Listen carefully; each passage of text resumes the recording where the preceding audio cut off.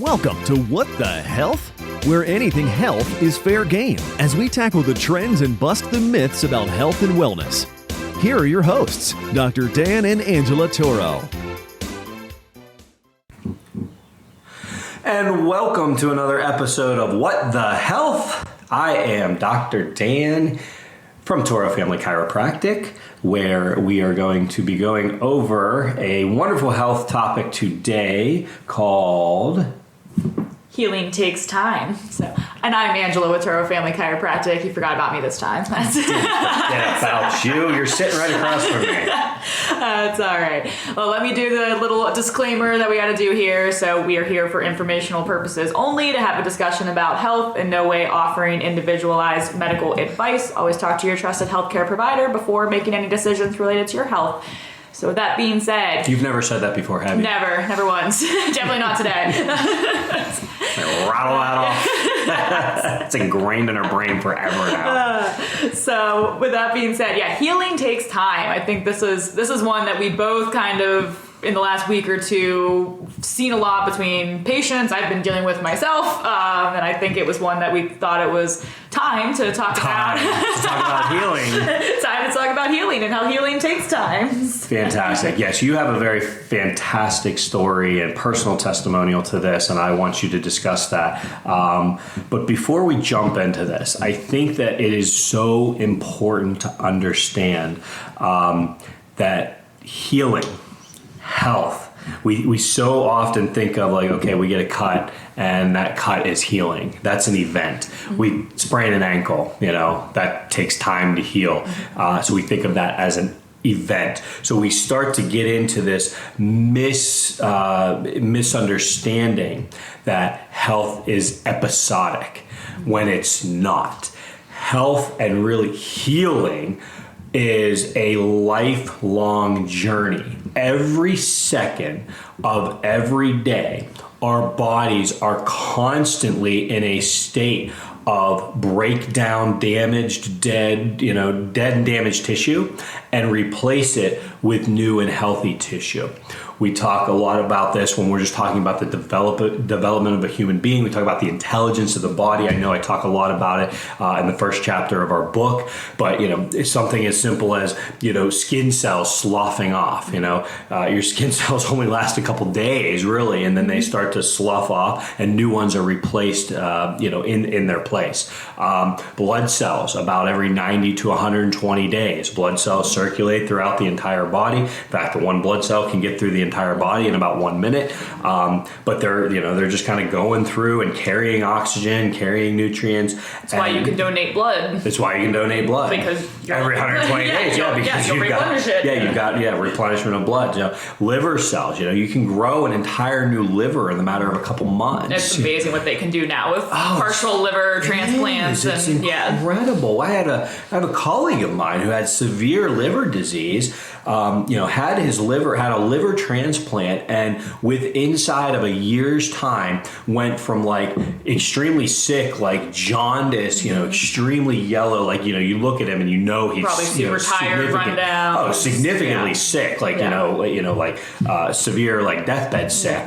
To 1 year later, doing bodybuilding and just it's just absolutely beautiful what the body can do. Heart cells, your joints, your immune system, which is part of your blood cells, your immune system, your bones. Things just breaking down and building back up. It's been estimated that every 1 to 2 years, you've got a brand new body.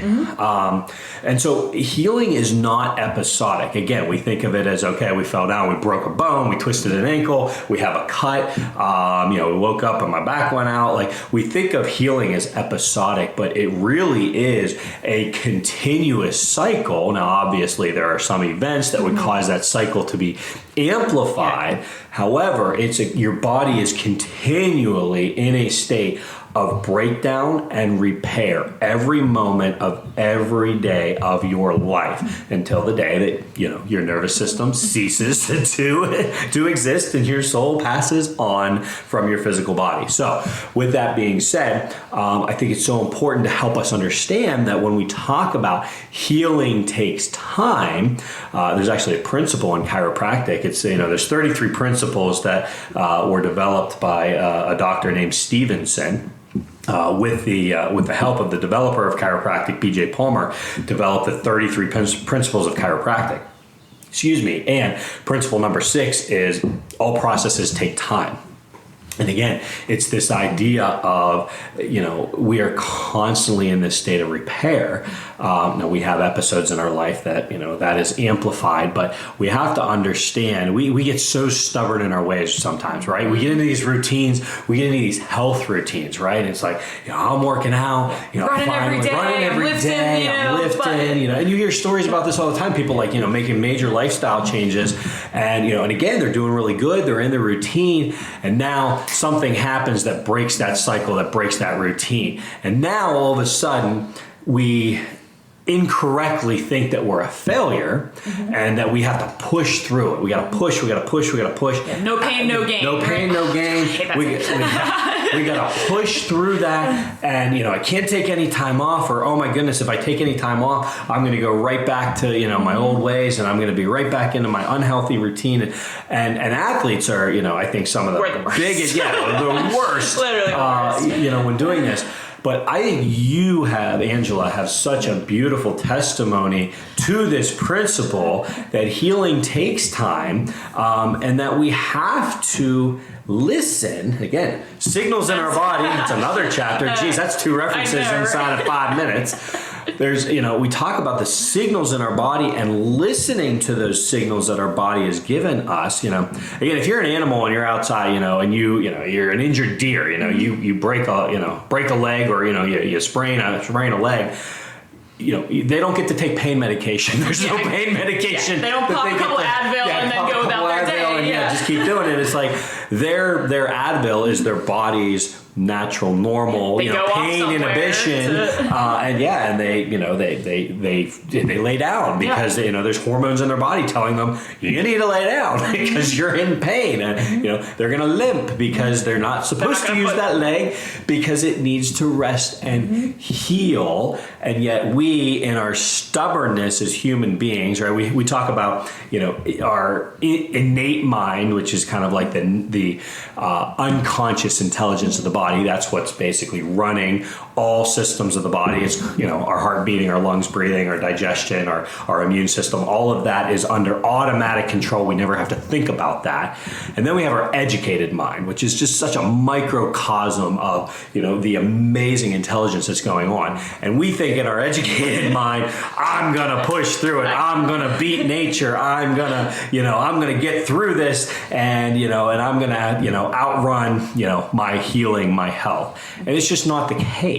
And so I think your testimony, Angela, is going to be such so helpful to help people understand that you can't outdo nature. Our bodies are designed in a specific way, and the more we can align ourselves with the natural God-given gift of how our bodies are built, the more we can align ourselves with that, the better we're not just going to be to get through that specific episode, but to also set ourselves up for long-term health and healing. So why don't you talk a little bit about what I'm going through? Yeah, that was a nice, a nice gentle, deep introduction of the philosophy side of where we come from, but what you've been struggling with probably over the last several months. This has probably been over a year now. Wow. I've been dealing with this. Yeah. So, and this comes perfect testament to what we talk about all the time, which is 1, listening to your body, and 2, getting to the actual root of the issue and the underlying cause of what is going on. And we talk about that all the time with people who come in. We understand that chiropractic is not the end-all be-all solution for everything. And that is where, we are one tool that you can use as part of your, wellness routine, as part of, correcting some of these issues. But there is there's a time that we realize, we can't fix everything. And again, what I've been going through, perfect example. So I've been training for a kickboxing fight for the last several months, and prior to this, I've been dealing with some back, kind of mild, slightly aggravating SI pain. So the SI is kind of like your hip. Yes, your hip, kind of the Put low your back. hand in your back pocket, and Yes, basically exactly. the joint just inside of that is your SI joint. Exactly. Your ass joint. Exactly. I think that's the second episode in a row I've You've used said that. You were very, yes. Dan, Dr. Dan's feeling very feisty today. So I've been having some aggravating pain there for probably, again, a good year or so, at least since last summer. But nothing debilitating to my day-to-day life, nothing that just kind of, okay, yeah, that's, the results of the kind of training that I do. And then with the increased training, intensity of training, frequency of training, and then recently I had to start adding running into my routine 3 days a week, which I hate running. Continue to hate running to this day. But side note, I was told I had to run, so I ran. And all of a sudden it was to the point that, I was in excruciating pain, and I was losing, I didn't have the mobility in my hip, to the point that it was affecting my training. So, my trainer's correcting my form, and you need to turn your hip over more in your kicks. And I was getting so frustrated because I kept saying, I can't. And I truly felt like that. I truly felt like there was something, I couldn't figure it out, but I just felt like my body wasn't moving the way that I wanted to. Again, there was some disconnect between that mind-body connection. I knew what I needed to do, I just couldn't do it. Mm-hmm. And I was doing, obviously I do chiropractic regularly, I was doing massage, I was doing acupuncture, infrared sauna, red light, ice bath, Epsom salt bath, you name it, I've done it. Yes, I've done every muscular therapy there is. Vibration plate. Yes, like on a regular basis, I do these things. I have a laundry list of things that I do just for muscle recovery to kind of help keep me going. Nothing was giving me relief in that. In fact, I think your apartment is starting to look like the Pittsburgh Steelers. More like a rehab center. It's actually, it might be rated one of the highest rehab centers in Bellevue. Honestly. And I'm happy to put my time and money into those things because, again, they work and they help and they keep me going. But nothing was giving me relief in this spot. And I have to give a shout out to Regeneration Pittsburgh in Wexford. I finally went there based off the referral of a patient and actually a couple people at the gym that I go to. And I went there thinking that, again, they were going to do some dry needling for some soft tissue kind of, because again, I thought it was a muscular issue. Dr. Scott does an exam on me, and she just, based off spending maybe 5-10 minutes going through, talking to me, doing a physical exam. She's like, oh yeah, no, you have a tear in your labrum in your hip. So for those who don't know, that's basically, your hip is a ball and socket joints. Yeah. So essentially the kind of the cartilage that helps keep the ball in the socket. Yeah, it's very strong. The labrum is the very strong tissue that holds the ball into the socket. Yes, so if it's not there. It's a problem. Yeah, so I have a tear in my hip, and I was not expecting to hear that because I have no hip pain. I had back pain, and I had some pain going down into my groin, but pain in my actual hip, I wasn't feeling. And she's like, nope, that's why. Because again, structurally, your hip isn't able to function the way that it needs to. That's why you're getting pain in those other regions. Your muscles are having to compensate. Exactly, those muscles are having to compensate. Having to work harder. See, that's a good point. Yes. Having to work harder because they're trying to protect the injured joint. Exactly. And that's why everything, and I was like, oh, so that's why I feel like I can't throw my kicks correctly. I can't because I physically cannot turn my hip the way that I need to. So after, having a good pity party for a while and feeling bad that I've put... There was probably no whining. Probably none. What kind of whining? There was a lot of whining. WHI and WI. Anyone who knows me knows exercise is a huge part of my life. So the thought of not being able to do it was truly, physically and emotionally, I knew it was not going to be good for me. But again, realizing we'd gotten to the root of the cause, we had a plan, and that ultimately I needed that time to heal. And actually, my trainer handled it much better than I did. Call him all upset that, this means I'm not gonna be able to train for, at least 4 to 5 weeks. And he's like, well, then we don't train for 4 to 5 weeks. You have to rest. You have to heal. And, he's absolutely right, because at the end of the day, it's one thing to push through. He's like, you're not stopping because you're tired. You're not stopping because you're you just whip. Exactly. Like because you want to quit. It's you're stopping because your body is telling you, okay, you have to stop. You have to let this heal. Like, we'll get back to it when you can get back to it. And actually, I thought it was really funny, because then he even said, he's like, yeah, you let this heal, and then something else will go wrong, and then we'll let that heal. Love kickboxing, love Muay Thai, but it's not easy on the body. So that's my little disclaimer for anyone who's like, oh, that sounds fun. But yeah, it truly is. It was a good reminder for myself of something that I preach all the time, which is listening to your body, giving yourself that rest and recovery time, and that you can't push through. Yes, you can push through mental blocks, you can push through, some of those things, but, physically, when your body is dealing with that, you have to give it that time, and you have to listen to it. So I had some, actually really cool, they're called PRP, platelet-rich plasma injections. So basically inject my own plasma into the joint to help promote healing. So again, amazing body self-healing. So taking my own plasma, which plasma is very rich and a big part of that healing process, and putting it into an area that doesn't get that blood flow, so that it can get that blood flow and help repair the joint that is damaged. Yeah, I think it's important to understand. It does. It's just very minimal. So when you get tears in those tendons and ligaments, that's why a lot of people say, once you have a tear in the disc, you can't heal the disc. It's like you can, but again, it takes rest. It's not getting the blood flow that a major muscle that a cut or your skin is. Exactly. Those joints don't get quite the blood supply.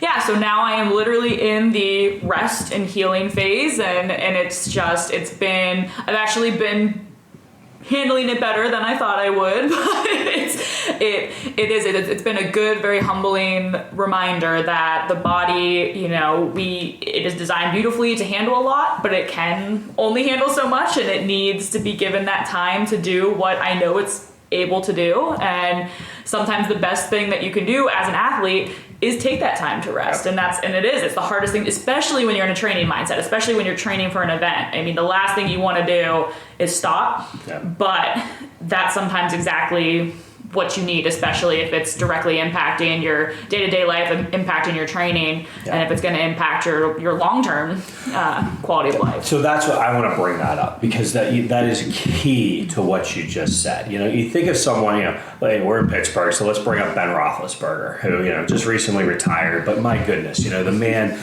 went through countless injuries. If you don't know, Ben Roethlisberger was the star quarterback of the Pittsburgh Steelers for the last almost 20 years.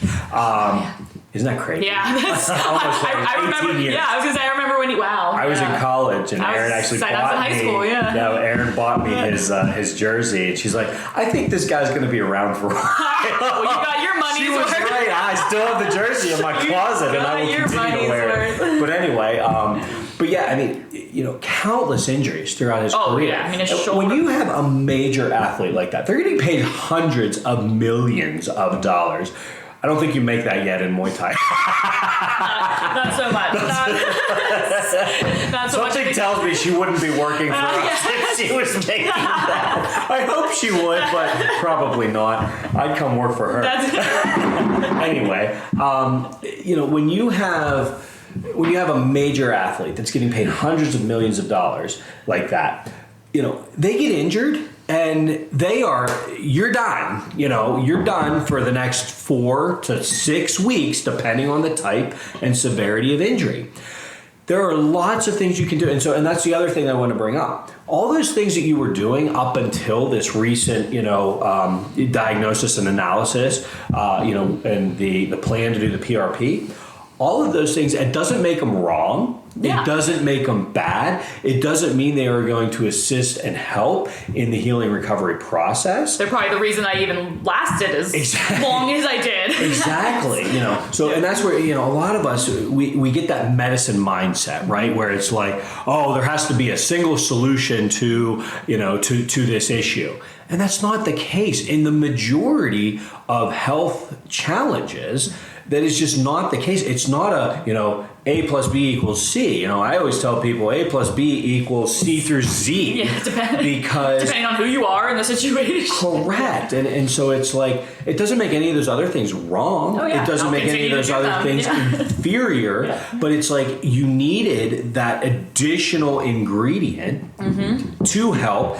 And again, at the end of the day, if you did just take 6 weeks off and didn't do anything, your hip may have been able to heal, but this is going to be that additional, factor to help get that in there, in addition to the rest, to truly allow that tear to heal. And again, then it's the long-term investment, right? If you're a $100 million athlete, taking 4 weeks off, it might suck for that season. It might suck for the rest of the team. But, guess what? This is a, 20-year investment, hopefully, exactly. 10, 20-year investment. So it's like, if we look at that in our own lives, people get so fired up and they get so frustrated. Like, I was doing so good. I've been working out for this many weeks. And it's like they get frustrated to take 4 to 6 weeks off. And it's like, dude, that's an eye blink in the course of your 90, year life. It's okay to take that time off. I think, honestly, it's funny because I'll admit that I have not been the best with, my exercise routine, probably, starting 2020 pandemic. and me, like many other people, have used that as an excuse. A lot of people use that as an excuse to get in shape. I use it as an excuse to get out of shape, or a different shape, I should say. I was like, I'm in shape, but round is a shape. I became a more round. Exactly. But anyway, it's funny because when I train, and I'm doing a lot of, like shoulder and, chest workouts and back, it's funny because my lower neck and my shoulder are probably back from, when I was throwing in high school, discus and shot put, I have some, damage in there. I had a couple car accidents in my, younger career back in my 20s, back to back. So I know I have some damage in the spine. So it's like, when I work out hard, I get just this chronic, again, it's not debilitating, kind of like you mentioned with your injury. It's not debilitating. I can keep going, but it's like just this nagging, achiness in the lower part of my neck and upper back. As I transition and, have not been the best with my lifting routine, it's funny because that has completely gone away. Like, I don't get this nagging achiness in my lower neck. I'm like, hey, this is kind of nice. Like, do I want to continue? Do I want to go back to working out? Or do I like the freedom of motion that my neck has, and I don't have this nagging achiness? So, we get frustrated. At the end of the day, we get frustrated sometimes as humans because we put these self-limiting, goals in our mind. And it's like, hey, with training, it's like, I got to train. I'm going to get ready for this fight. Well, you did that on your own. It's like you're not going to get paid for this fight, but you put this goal. And again, it's good to set goals. I'm not dismissing that at all, but it's okay to change that. Yes.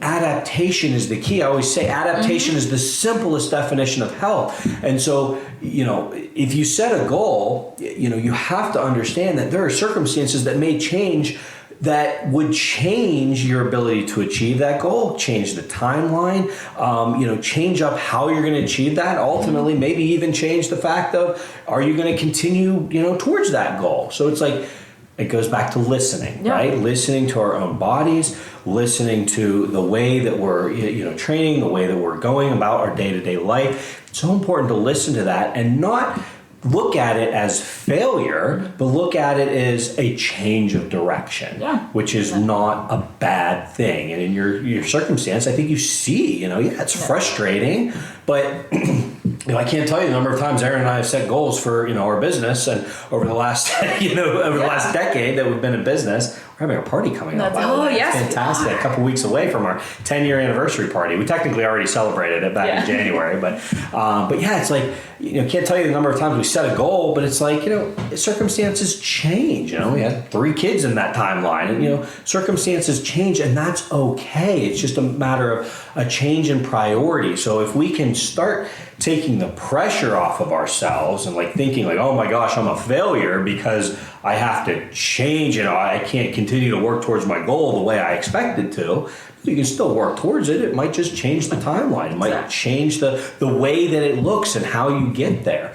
So it's just, I think it's so important to recognize that change is not a bad thing. No. It's a necessary part of life that, the better you can, again, as I said in the beginning, align with the way that your body is designed to heal and be healthy, the better you can align yourself with that and recognize that change and adaptation are going to be a part of that process, the easier it is to come to recognition and acceptance of that change. Absolutely. And I think that you brought up, the cut analogy at the beginning. If you get a cut, it's going to heal.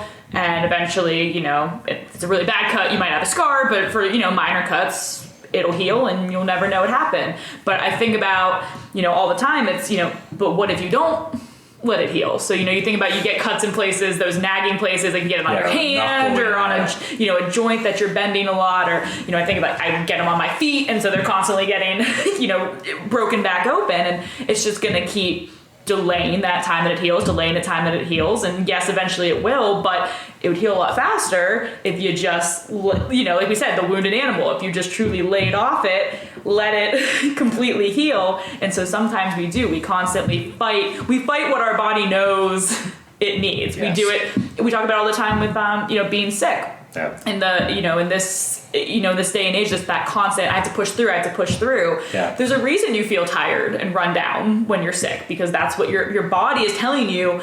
I need sleep. I need to water. Yes, I need water and sleep, and then I will heal myself. But instead, no. What do? We pop Dayquil and NyQuil. And go look at the Dayquil commercials. They literally are advertising, take this so that you can push through and go about your day. That's what the commercials literally say. Yeah, rather than taking 24 hours to just sleep. Yes, to sleep it off. Okay, and again, people look at that as like, oh, I'm a failure. No, you're not a failure. You're doing what you know. I use the example. I went to a friend's bachelor party recently, and it's like I came back on the red-eye flight again. Yes, my team was like, didn't listen to me. What the hell are you doing, Dr. Dan? You're literally coming back on a red-eye flight. I was coming back. We went Thursday to Sunday. We came back on a red-eye flight into Monday morning. And again, me being the stubborn human being, I can do it.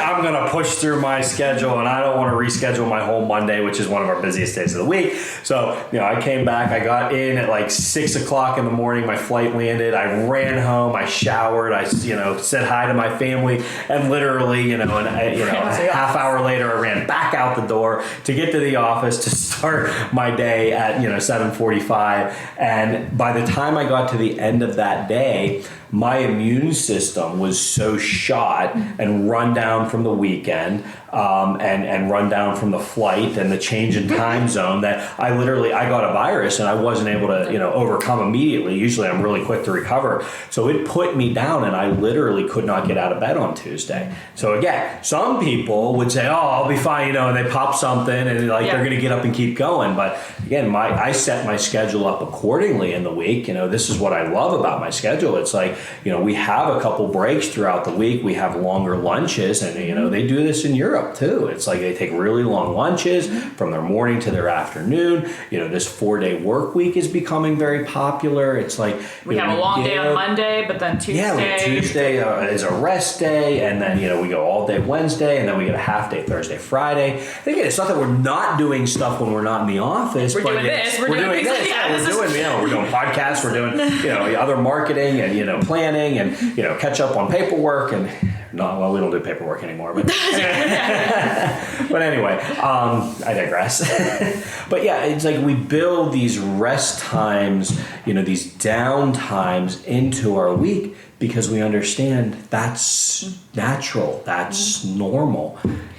Heck, if our creator can, rest on the seventh day, 6 days of creation and then rest on the seventh day, I think we can take a rest a little bit throughout the week. I probably need a little more than that. Well, I think the popping the medication and kind of pushing through thing goes perfectly into, something else we were talking about this week we were seeing with some patients, which is this idea of feeling better versus, again, actually healing. Yeah. And again, we live in this world where we want to feel better. Yeah. We want to, which is fair. Sure. I mean, no one wants to be in pain. No one wants to, we get that. But, sometimes there's this disconnect between, people will say like, when am I going to, when am I going to feel better? When am I going to, when am I going to feel better? When am I going to be better? And I think that's where, I think that's a really important thing to talk about. Again, that the difference between that acute feeling better, feeling better, quote unquote, which again, there's lots of ways to feel better. You know, you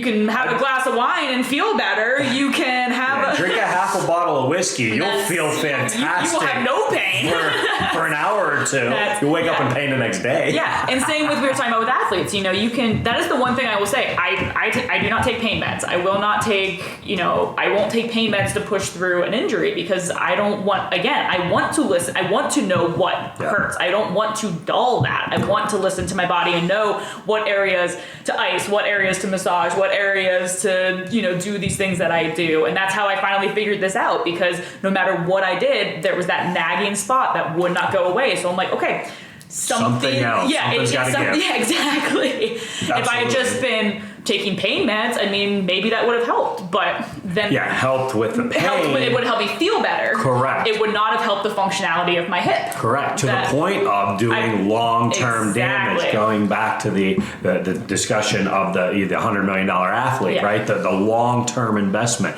You know, you're worth. Every one of us is worth $100 million. You know, over the course of our lifetime. Like, you know, our bodies are. I mean, these are. You know, we get one body. Yeah. Now again, it regenerates every moment of every day, which is fantastic. But if you don't give it the time to rest and recuperate, then you're never going to fully recover, which goes to the long-term investment. And again, popping these pain medications, young athletes, you know, that you know, you start in high school, you know, start in middle school, high school, like, oh honey, you know, just take a pain medication and push through it. And it's like, and by the time you're 30, you have we grew up with it. Medicine cabinet full of what? You know, Tylenol, Advil, ibuprofen, whatever you name it, it was there. I mean, it was got a headache, pop a pill, got ache and pain, pop a pill. And how many of us, and again, this is not to be judgmental, but I can't tell you the number of people that, you know, what do? They walk around, women and, you know, men, but women especially, you know, they walk around with the Tylenol or the Advil in their purse. Yeah. And it's like, I haven't taken a Tylenol or Advil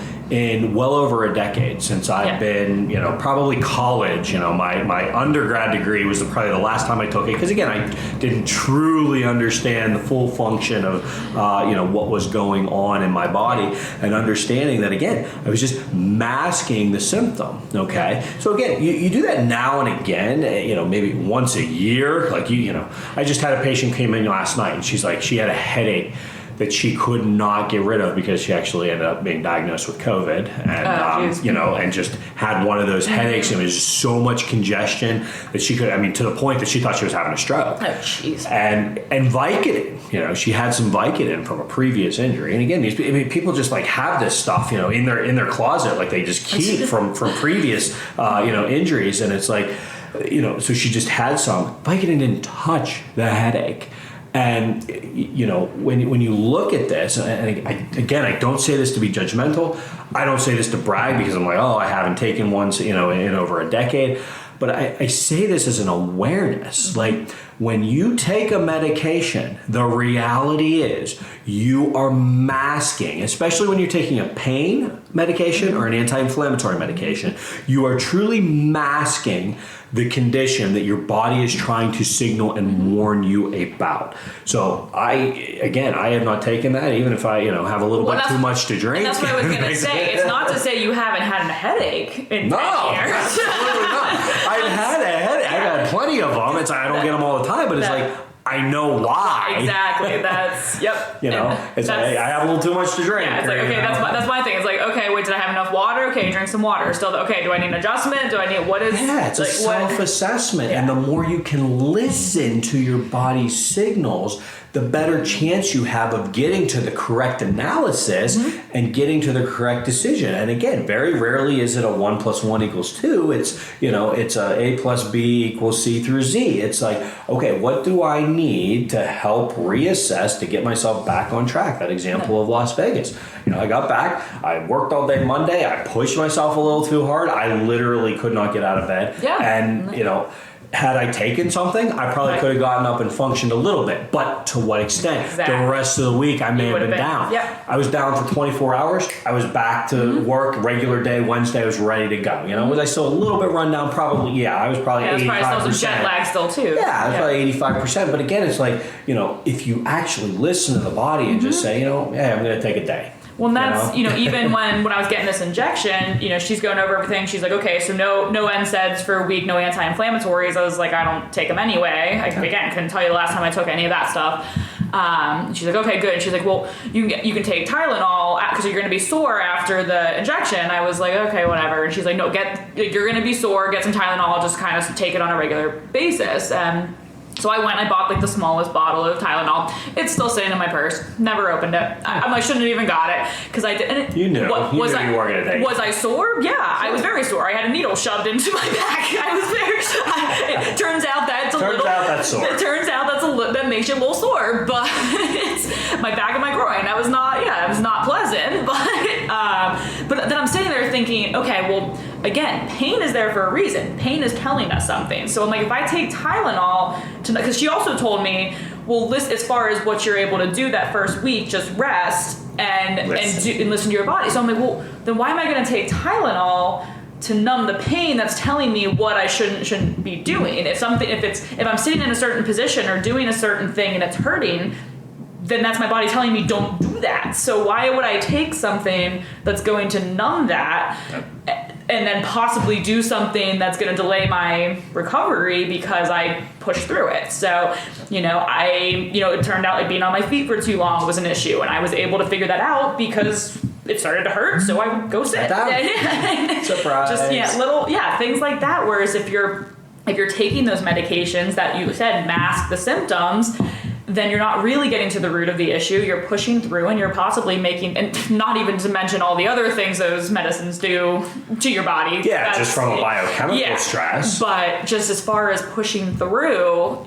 And creating long-term damage to a joint, to a muscle, to an injury that, you go from an acute situation now becomes a very chronic and to the point where you may not be able to recover. Or get back to where you want to be. Correct. But I think if you want to touch on quickly, which we talk about in the office a lot, this idea between, again, pain and what we feel versus the actual functionality and what we're trying to correct, because I think, again, there's sometimes that it takes a while to kind of understand that the difference between feeling better and healing and functioning better, they're two different. And again, I go back to what I said earlier about what you mentioned, like I was doing chiropractic, I was doing massage, I was ice bath, you kept doing X-rays on me, and you're like, nothing's wrong. Nothing's showing up on my end. It's like, so, and again, that's making me feel crazy too, by the way. Correct. And there are people who we have worked with who literally have been dismissed by medical professionals saying this is a mental emotional problem because we can't find anything. And it's just because, and again, there are times when mental emotional problems are shadowing everything else, but for someone who has a healthy assessment of where they're at, then just dismissing them as mental emotional, I think is a very disservice to humanity and specifically the individual that's going through that. It's like, let's dig a little bit deeper, and that's where I always say medicine versus true health professionals. And I say that healthcare versus sick care. Healthcare versus sick care, right? Medicine really. That's another chapter in the book. How about that? That's 3 now. We had to wait a little bit for that reference, but healthcare versus sick care. We look at, again, trying to get to the underlying cause of a health challenge versus just masking and managing the condition with medication, managing with medication. And I talk about that a lot. So when we look at this, I always tell someone, when they're starting care or if they choose to start care, there's 4 goals that we look at. Number 1, I want you to feel better. Number 2, I want to prevent future problems from happening or current problems from getting worse. Number 3, I want to reverse the effects of the aging process. And really what that means is I want you to age gracefully, not at an accelerated pace. Mm-hmm. And number 4, those first 3 are going to lead to you living your best quality of life. So the feeling better versus functioning better, that's the difference. And so again, chiropractic, massage, when you look at these health promotion, these injections and rest and recovery, those will never beat medication when it comes to instant gratification. Medicine will always win. And that's ultimately why I think medicine has become the gold standard, because it's instant gratification. I have a pain, I have this going on, you can take this medication and that symptom will go away, okay? Or be significantly reduced. That is not the same as true healing and function. And so at the end of the day, both categories are, health profession versus, sick care intervention. Both of us, have our, have the ability to help someone. Help you feel better. But you have to understand that the feeling better in terms of the masking and medical management is not the same thing and will never be equal to, the health promotion of listening to your body and working with and aligning with the natural, normal course of healing, which takes time, which is the principle we mentioned at the very beginning. And that's what I think it's a great analogy is, I'm a personal trainer, and so working with clients on, increasing their ability to exercise, and people come in and, if you ever started a new exercise program, it hurts. Yeah, that's what you were just talking about when you're, your neck hurts, when I'm training, God, you're always like, what? I'm like, everything hurts. Everything hurts all the time. What are you talking about? But what happens is, again, as you get stronger, it'll hurt less. Yeah. And as you actually get stronger, your body is able to function better. Yeah. But again, it hurts to get it hurts initially, and so that's what sometimes people come in and they want. Yes. I don't know where that came from. But they're used to that instant gratification. I want to feel better, and and you might feel better initially, but again, it's going to take time to get to the point that you're feeling better because we've corrected the problem. Not because we're masking it. Yes. Yeah. And that's absolutely, and that's one of the most frustrating things as a healthcare professional.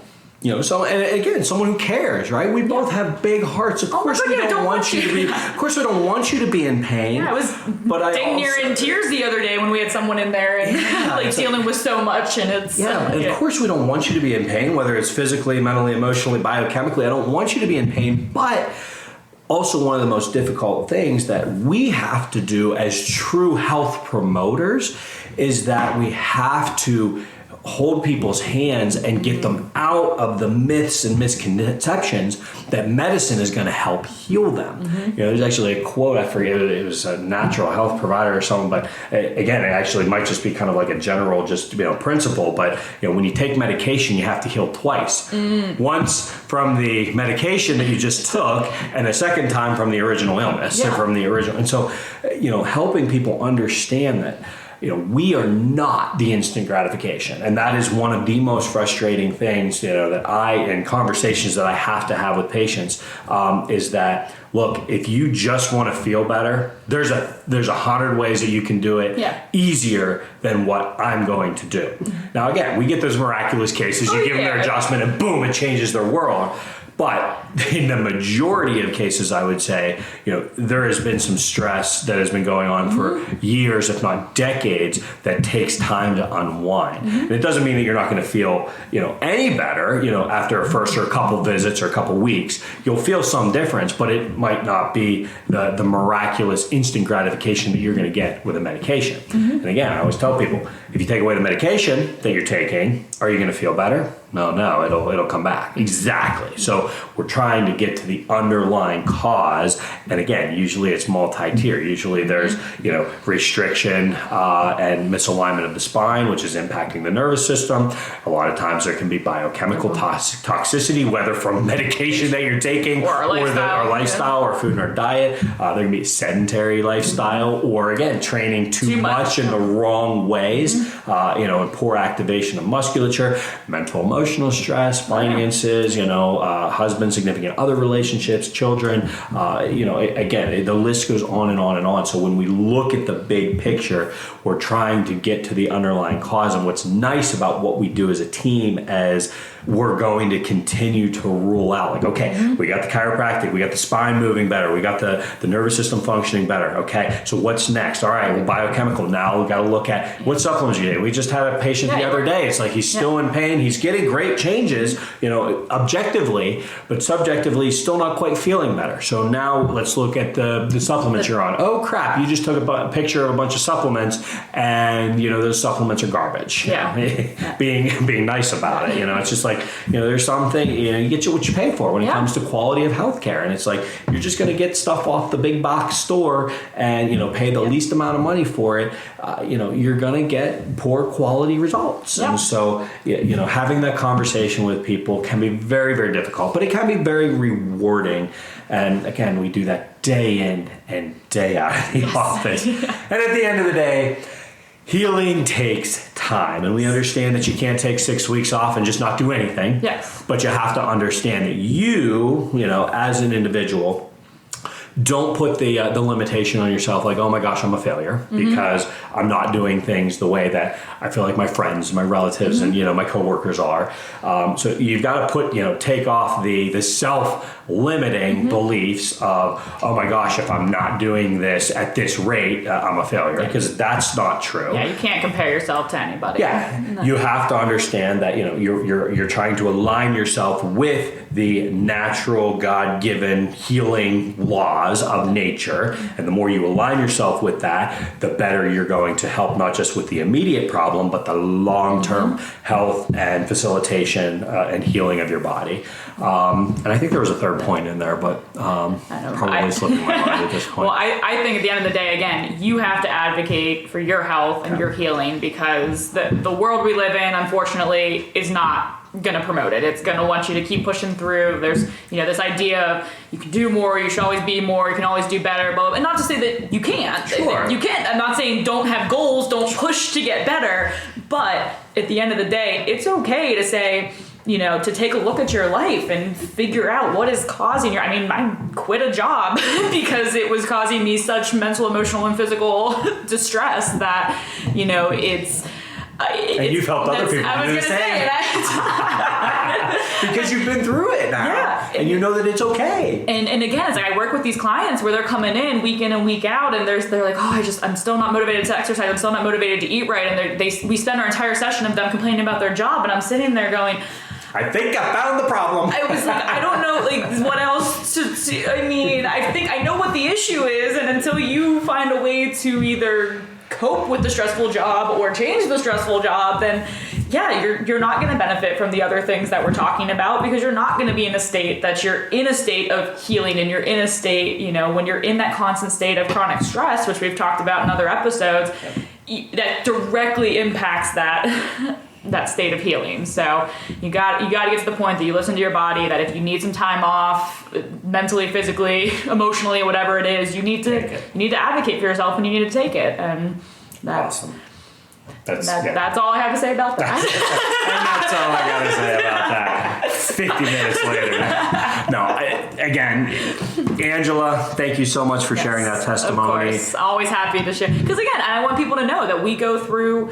We're not sitting up here on a pedestal. We are horse. Yes, exactly. We're living our lives the same as you. We go through the same exact struggles that we see our patients go through. So I'm always happy to share our personal experiences, because I want you to know that it's, we're dealing with it too. We're human. Yes, exactly. We are not above anybody. We're just not above the laws of nature. We're just right there with you guys. So always happy to share my experiences and struggles with you guys, and hopefully it can help inspire other people to take a look and do what they need to do. Fantastic. Fantastic. Well, I am Dr. Dan with my co-host Angela, Turo Family Chiropractic. Yes, and if any of this resonated with you, check us out on Turo, Turo, familychiropractic.com. And if you are not in our immediate area that we can help you out, we are always happy to help you find someone who has the same philosophical views or philosophy as us to help you get healthy and stay healthy for a lifetime. This is another What the Health episode. Please continue to check in and stop by for our next one, and we will see you then. Thanks, guys. See you next time. You've been listening to What the Health with Dr. Dan and Angela Toro, brought to you by Toro Family Chiropractic. To learn more about the resources mentioned on today's show or listen to past episodes, visit www.whatthehealth.world.